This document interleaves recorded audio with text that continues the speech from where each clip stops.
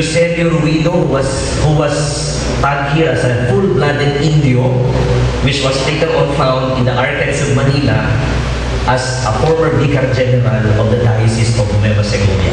So even during those early years of colonial period, we already had an Indio as Vicar General of Nueva Segovia.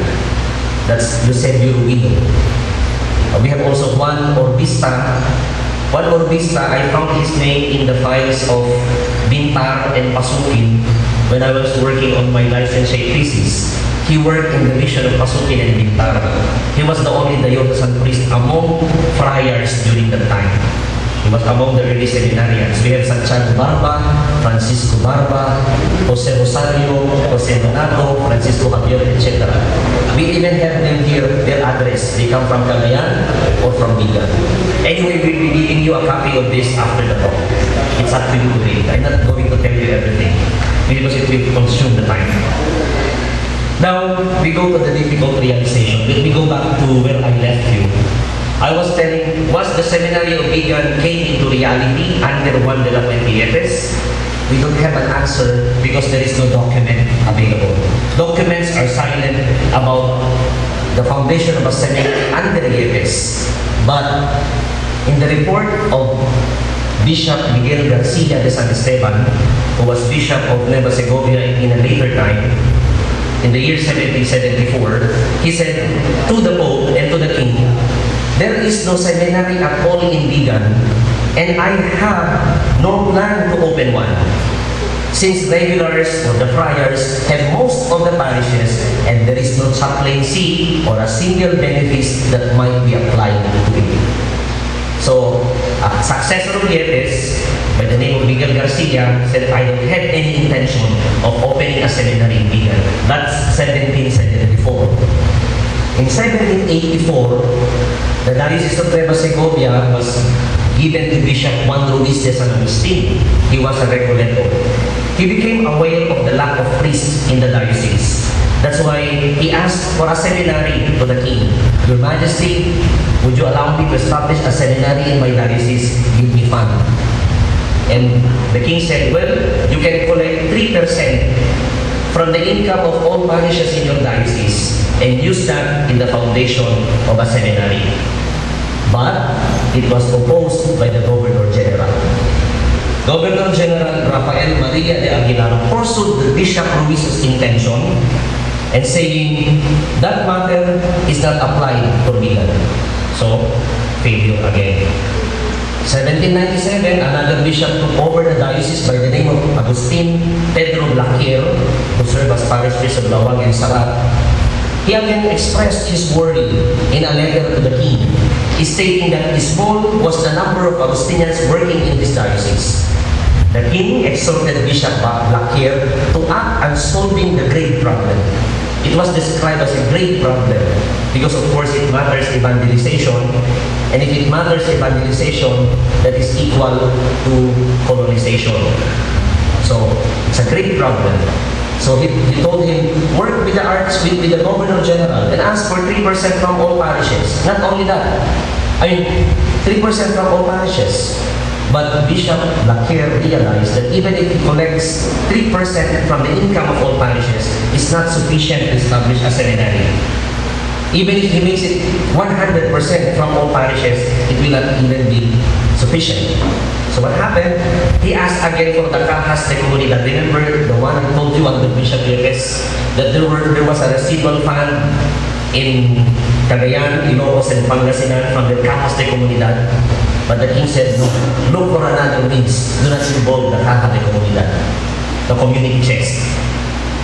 So in this case, it really took a difficult or hard phase in the establishment of a seminary in Vigan. It took 66 years before it could be realized.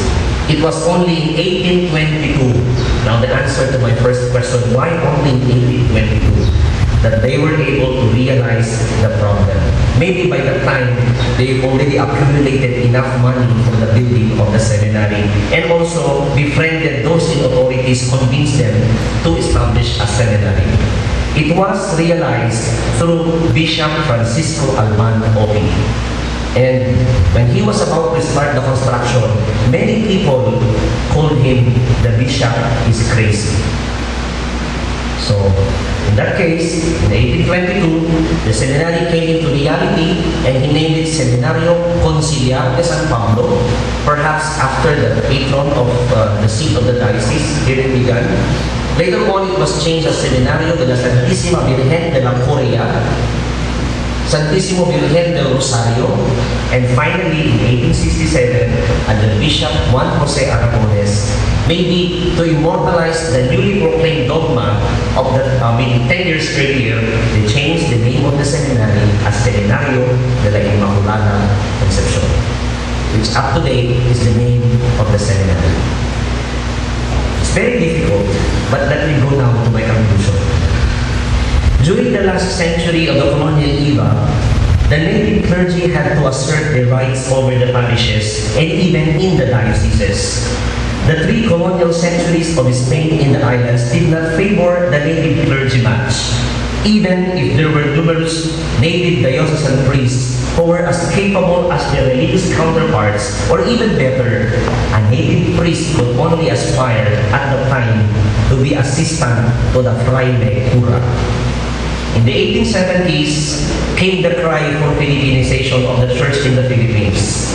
The leader of the movement was the Spanish mestizo, Don Pedro Pelaez, but he died in the rubbles of the Manila Cathedral during the earthquake of 1863.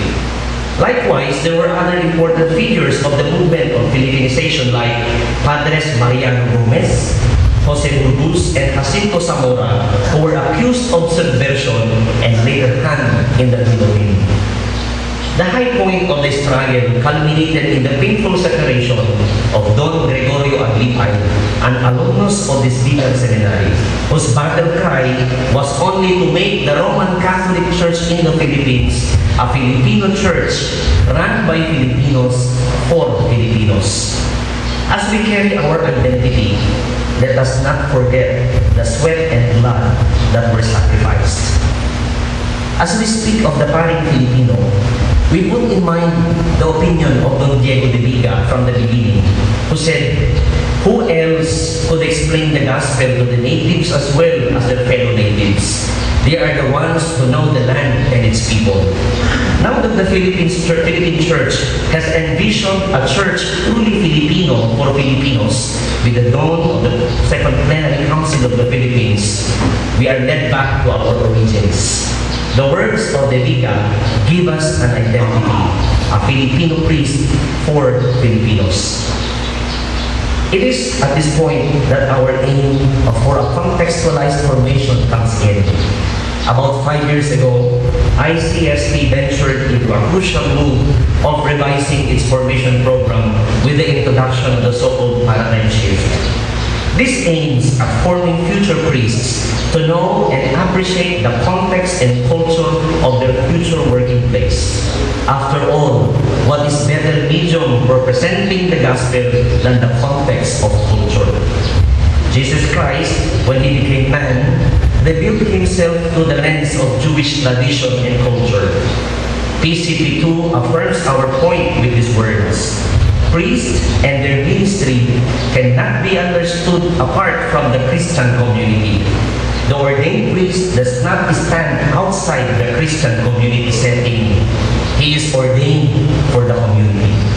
I would like to end by quoting Bishop David William Antonio, an alumnus and former rector of our ICSP, when he said, the priest or future priest, to be credible and effective minister, needs to be familiar with the history of his own people, immersed in the social, cultural, economic, political realities and issues which they face from day to day.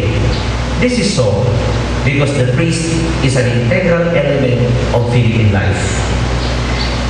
This paper serves as a salute of reverence to the man who shared his sentiments to the native clergy. He may not have been an Indio by blood, but he was very Filipino at heart and in spirit. He He was Bishop Juan de la Fuente YEPES. He was not the founder of the Vigan Seminary, but he was a champion for the cause of the native